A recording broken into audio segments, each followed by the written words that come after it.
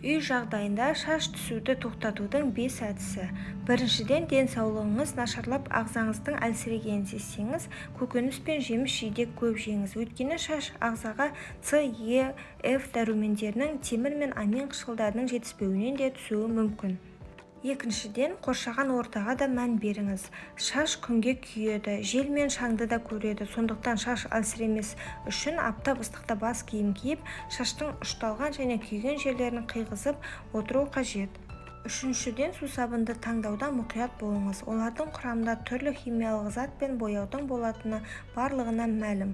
Сусабындар мен басқа шашқа арналған жуғыш заттар сан алуан. Оларды иісі, қоюлығы, түсі мен шаш түріне қарай таңдап алуға болады.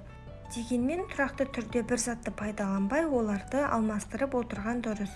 Және шашты күн сайын жуып, жиі бояған да зиян екен. Шашыңызға ақ түспесе, мүлде боямай-ақ қойыңыз. Себебі мамандардың айтуынша, бояған сайын шаштың табиғи жылтыры кетіп, ол керісінше реңін жоғалта түседі.